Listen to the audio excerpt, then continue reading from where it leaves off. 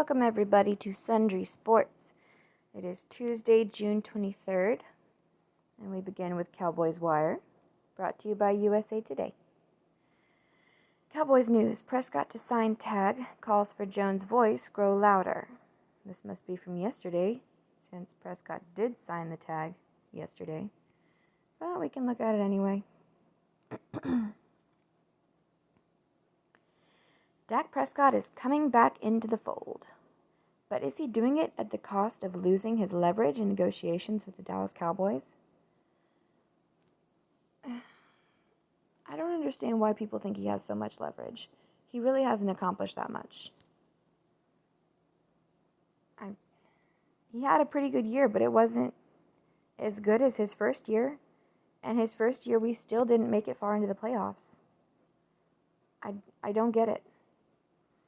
Recently on ESPN's First Take, defensive tackle Gerald McCoy expressed how the silence of Cowboys owner Jerry Jones on social injustice wasn't a good look, and reiterated those thoughts on ESPN's NFL Live the same day.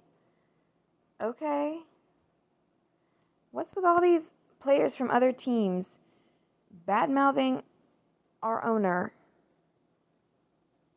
And why is everybody letting them? Huh?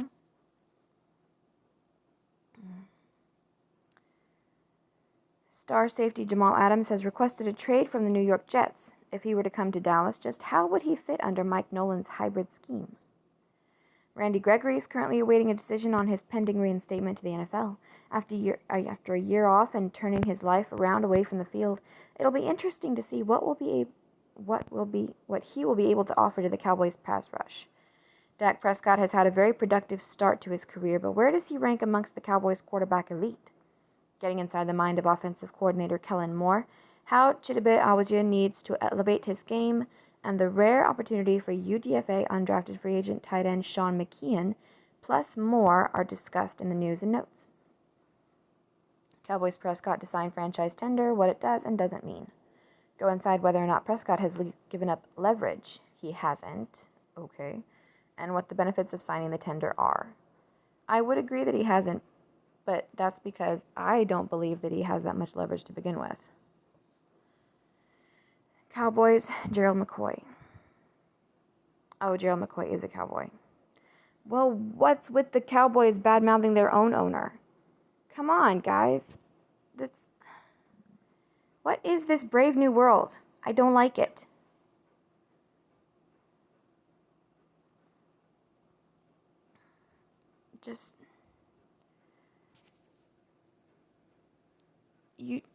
I know you should be able to say what you want.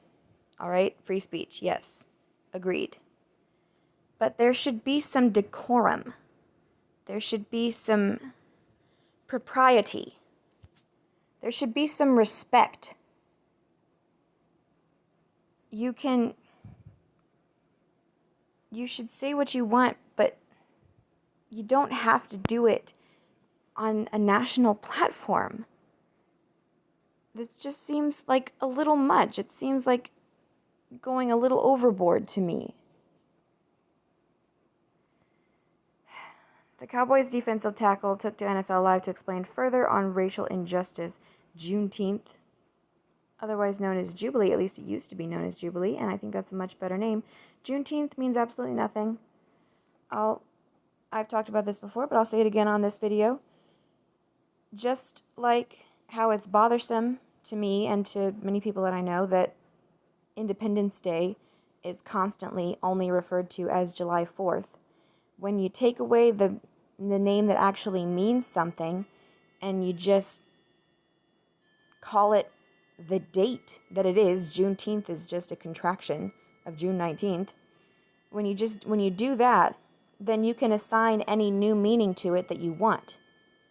For instance, Juneteenth, Jubilee, is supposed to be a celebration of the slaves being freed. I know they were not all freed right then at that time, but it's a celebration of the law that they would be freed and the decree that they would be freed when it was read in Texas, in the last place where the word reached, I think it was. Anyway, it's supposed to be about that. It's a celebration of being free, not being slaves anymore. Your ancestors. And, not even the ancestors of most of the black people living in America today, because most of the black people living in America today are descended from immigrants who came here willingly. Just saying. Anyway, but you take away that meaning and you just reassign whatever the fuck you want, such as, oh, we're still fighting for our liberation. We're still fighting for our freedom. We're going to recognize that we're still fighting, and that's what today's about. No, that's not what the day was about. But you take away the meaning, you take away Jubilee. It's supposed to be happy, not incendiary. But you do that, and you can make it whatever you want. Continuing. Addressing racism in America. Cowboys' deep cuts. Cowboys Wire managing editor K.D. Drummond sat down with Edward E. Gross for a lengthy discussion on the recent current events and whether they represent fundamental change. Is Dak Prescott's contract situation based on his race? No. Also discussed how much Jerry Jones making a statement would have helped. Oh, brother. Steelers' Cam Hayward, Pro Football Hall of Fame game versus Cowboys, probably out. Okay. As of right now, the 2020 Hall of Fame game is on as scheduled. Some players are speaking out and thinking this one probably won't happen. Players speaking out. It's always about players speaking out. Where does Dak Prescott stand among Cowboys' all-time passing leaders? Dak Prescott is coming off a career year in 2019. Inside the Star, senior writer Jesse Haney breaks down where he ranks amongst the Cowboys' elite at the quarterback position. ESPN College Football. Emmitt Smith showed support for his son EJ after he committed to Stanford football instead of his alma mater. A special father-son moment. Okay, that's nice. Dallas Cowboys. What can defensive end Randy Gregory bring in 2020? Randy Gregory is currently awaiting news on his reinstatement to the NFL. If and when that happens, he'll be added to a much improved pass rush. So what can he bring to the table? How Jamal Adams would fit in the Cowboys' defense under Mike Nolan. David Howman? There's a David Howman and a David Hellman. David Howman breaks down how star safety Jamal Adams would fit on the Cowboys' defense if he was added to their roster, which is something that he certainly seems to really want. In Sea of Uncertainty, undrafted free agent Sean McKeon gets watered-down opportunity. Tight end Sean McKeon hopes his effectiveness as a blocker, great size, and soft hands get him a spot on the Cowboys roster. Pretending we're Cowboys offensive coordinator Kellen Moore for a day. Tom Ryle tries to get inside the mind of Cowboys offensive coordinator Kellen Moore. I had to sneeze. Bless you me. Despite additions at corner, the Cowboys need Chidobe Awuzie to up his game.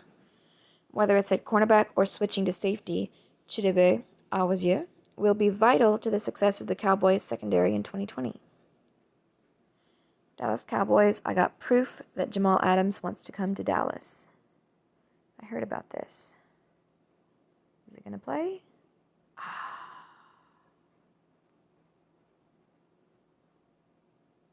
We'll try this.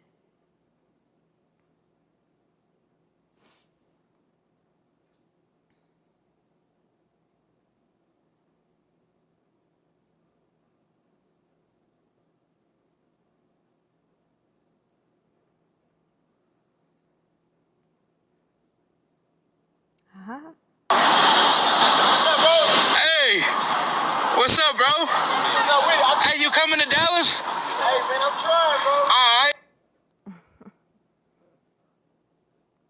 Okay, that's all then. Going back. Can Ventel Bryant turn a 100% touchdown ratio into a 2020 gig with Cowboys? Our countdown to the regular season continues with another of the young wide receivers hoping they can make a name for themselves behind the big three. Bryant's claim to fame? He's been perfect thus far. How many passes has he been thrown? Odds makers like Jamal Adams to Dallas. Cowboys have nothing yet. Yes, that's been there before. Serve up summer faves. Free shipping for Plus members. Available at Sam's Club. Shop now. Cowboys NFL teams must divide personnel into tiers for COVID access. As society gradually reopens during the COVID-19 panic, despite soaring infection and positive rates in many states, new rules have been imposed at most places of work, places of business. More headlines. Cowboys' Travis Frederick named 2020 George Halas Award winner. Good for him.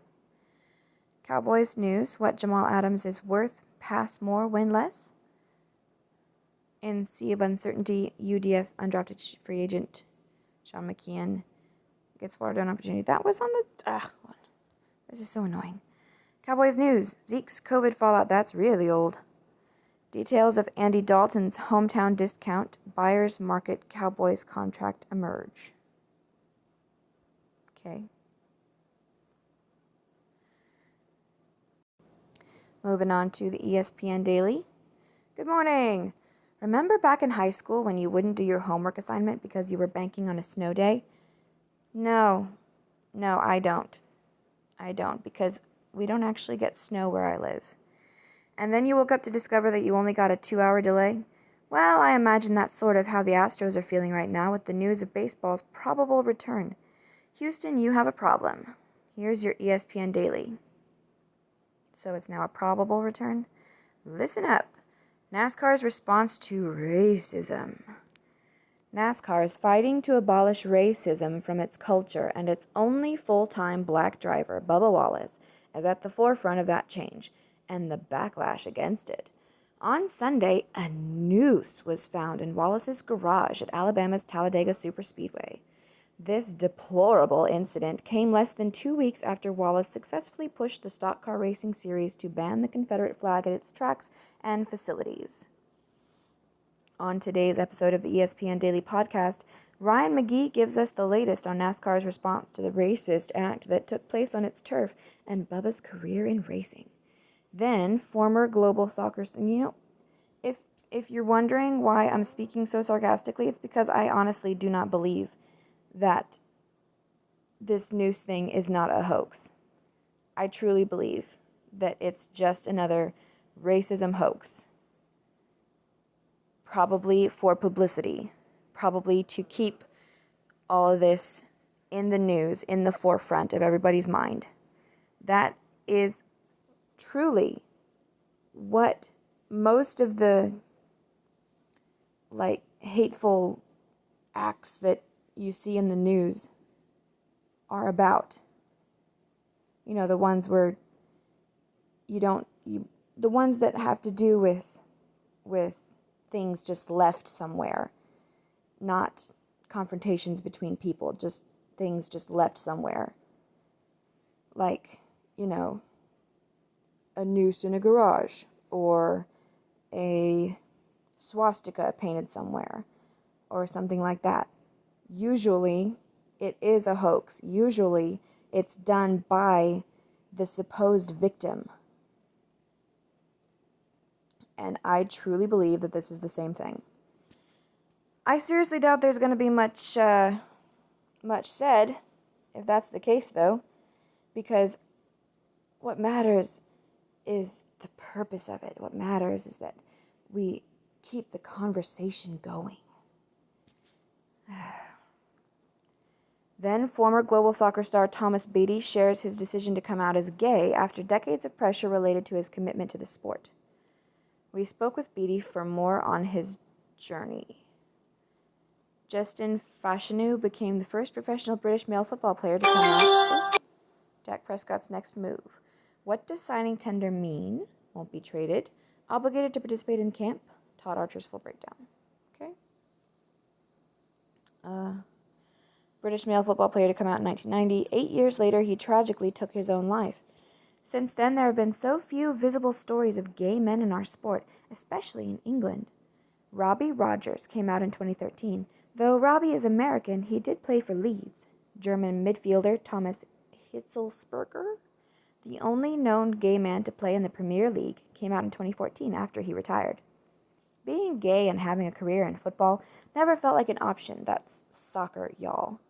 Society told me my masculinity was linked to my sexuality, something we of course know is a false assumption, but I felt as if I couldn't be a footballer and accept who I was. It's probably not a coincidence that football took me as far away as possible, from the Hull City Youth Academy to college soccer in America, all the way to Singapore. I was constantly running from myself. In my 10-year career, I hid behind football, not allowing myself to explore or accept who I really was. Until now. Things to watch. NASCAR stands with Bubba. It was a powerful day for NASCAR at Talladega. Bubba Wallace was joined by all 39 other drivers and their crews in a march down pit road as they pushed his number 43 to the front of the line in a display of unity moments before the race. I'm sorry, all I hear is that he is the new Colin Kaepernick. When the group reached the front line Monday, an emotional Wallace climbed out of his car and wept. "This sport is changing," Bubba said. "The pre-race deal was probably one of the hardest things I've ever had to witness in my life. From all the supporters, from drivers to crew members, everybody here, the badass fan base, thank you guys for coming out. This is truly incredible, and I'm glad to be a part of this sport." Things to care about. Take me out to the ball game? Baseball is back? All signs point toward baseball being back. If you're skeptical, I don't blame you. The past few months have been a doozy for America's pastime, but our MLB insiders are a highly reliable bunch, so I'm trying to table my cynicism here. Although it won't be official until the MLBPA Player Association responds, players have until 5 p.m. Eastern Time Tuesday. Oh, that's today. For the first time in a long time, things are looking up for Major League Baseball. The owners voted unanimously to proceed with the 2020 MLB season under the terms of their March 26th agreement with the MLB Players Association, the league said in a statement Monday, after the union's executive board voted down MLB's latest offer of a 60-game season with expanded playoffs. Although the deal still has hurdles to clear before spring training 2.0 can begin, this is the biggest step yet toward answering... What did you do? Shush. Shush. Toward answering the question of when opening day will be played in Major League stadiums across North America. Now that we're all going into this with a healthy amount of apprehension, here is what we're potentially working with. Number of games, 60. Opening day around July 24th. Training, July 1st. MLB asked the MLBPA on Monday whether players will be able to report to training in their respective cities within 7 days by July 1st. Number of teams in the playoffs, 10. Salary structure, full pro rata, which for 60 games means players will earn around 37% of their full season salaries, as long as the truncated schedule is completed. Want more details on how this season will work? We've got you covered right here. The battle over Title IX. It has been 48 years to the day since Title IX, the landmark 1972 law barring discrimination on the basis of sex in education. Rather than being settled in its old age, speaking in law years here, the law is at the center of a raging national debate. It's a debate that exudes complication, transgender people, and participation in sports. Connecticut and 17 other states allow transgender students to compete in affirmation of their gender identities. Texas, Kentucky, and 8 others decide based on birth certificates, and 16 others operate on a case-by-case basis, using some type of committee review process and or requiring transgender athletes to complete 1 year of hormone replacement therapy, a process that suppresses testosterone and introduces estrogen for transgender women and introduces testosterone for transgender men. 6 states have no policy at all. As the law is challenged, it brings into question what it means to be a woman or man. On Title IX's birthday, Katie Barnes takes us behind the scenes of the ongoing battle.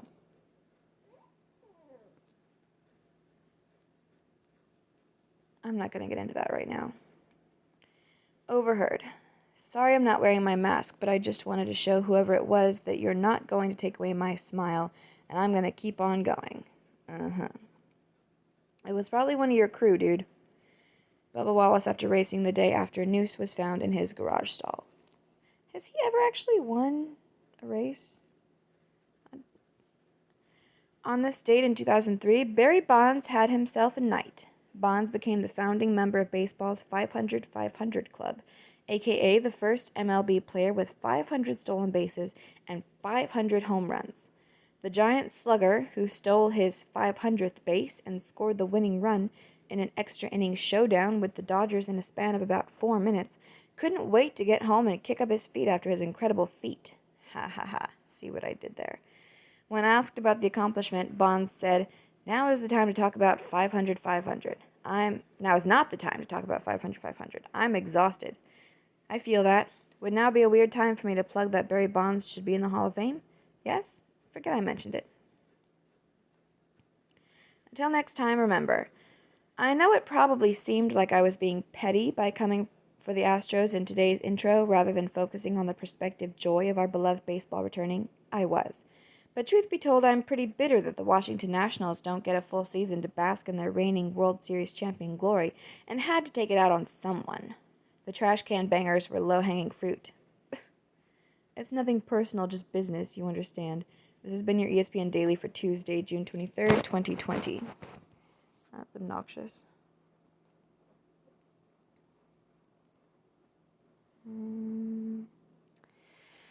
Yahoo Sports, read and react. Trending, Dak stays with Cowboys for 2020, but what comes next? Conference USA, no championships in Mississippi until state flag changes. That is so out of bounds. This should be none of your business. It's arrogant. It's so arrogant. The arrogance of all of this these days. Such arrogance. I keep saying arrogant and arrogance, but it is. PGA Championship in San Francisco will go on without fans. Family of Kobe Bryant's helicopter pilot once wrongful death case moved out of Los Angeles. Why?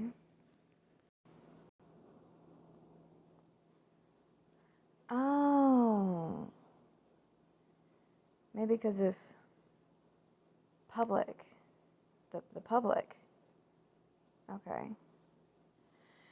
NASCAR unites behind Bubba Wallace. Yes. So lovely. Beautiful. Really. A reminder, we're only publishing twice a week for a bit. Oh, yeah. Waiting for all our favorite sports to come back. And also baseball, if it really gets its act together. Good morning, friends. I've got something here I don't quite know what to do with. It's a small box, and it's labeled Hope? What even is that? Anyone remember? Oh, this is so obnoxious. Even if you're not a NASCAR fan, and chances are you're not, you've probably heard about the seismic goings-on in the sport over the past few days. The sport banned the Confederate flag from its tracks. Yes, in 2020, we'll get back to that. Oh, do we need to? And then in Talladega over the weekend, all hell broke loose. Yeah, the sport banned the Confederate flag over a week ago, and then it was out of the news for a while. I didn't see any mention of NASCAR in these emails for several days, quite a while since then. And then, Bubba Wallace had a noose in his garage. Oh, we got to talk about NASCAR again. NASCAR's back in the news. Bubba Wallace is back in the news again because somebody put a noose in his garage. It's not suspicious at all? That's not suspicious to any of you sports writers? You just take things as they go? You're supposed to be journalists, yet you can't, you don't take anything with a grain of salt, you just accept it? Have you been doing any research at all? I wish I was good at research.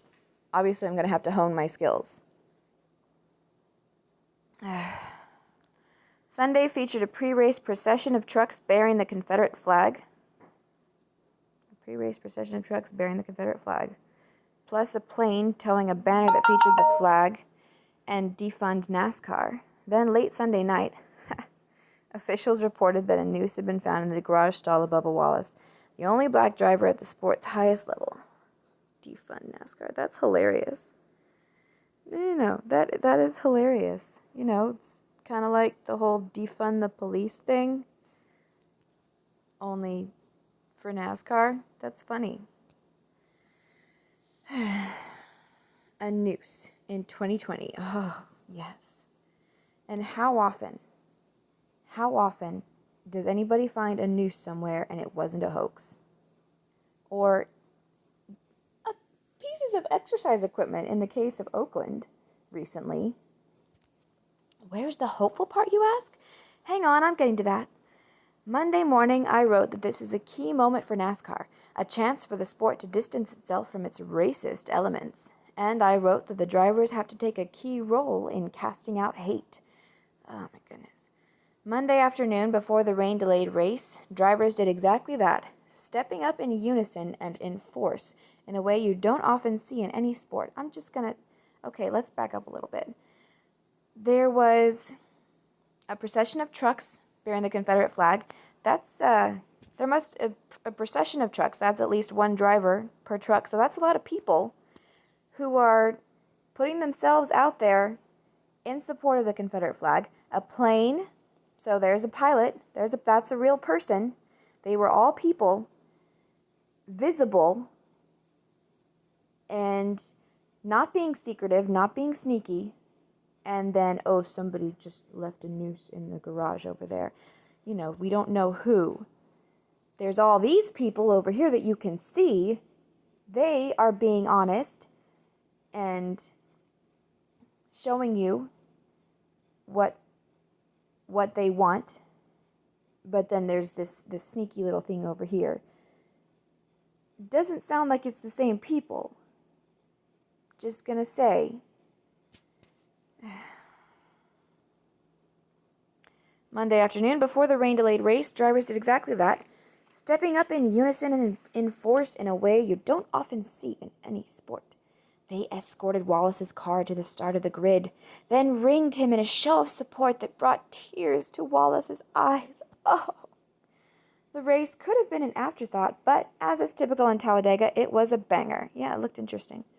In fact, Wallace was in third place with just a few laps remaining. Yeah, he faded to 14th, I believe. He had to make a pit stop or risk running out of fuel, but he was in the conversation right until the end.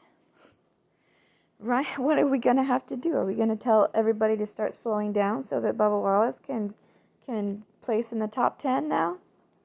Or, Bubba Wallace should win.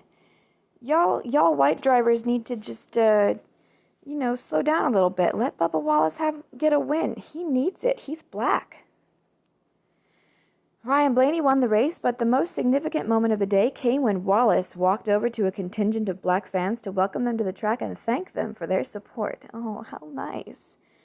I'm proud to stand where I'm at, he said. I wanted to show whoever it was that left the noose that you're not going to take away my smile and I'm going to keep on going. Blah, blah, blah, blah, blah. You're not going to take away my smile. In a year that's had precious little to smile about, Bubba Wallace just gave us one hell of a rallying cry. And if you became a new NASCAR fan just now, you're not alone. Oh, my God. Oh, the emotions. Oh, the feelings. What warm, fluffy, fuzzy feelings. So nice. Really. Oz. After talks falter, MLB will impose a 60-game season. Paler. Kareem Hunt knows he's out of chances. Will he flourish? Thamel, new pessimism about the prospects for college football. Never let your man get behind you. Ooh, if you sniff the screen, you can catch a whiff of how bad the sky just got burnt. Is that a cop?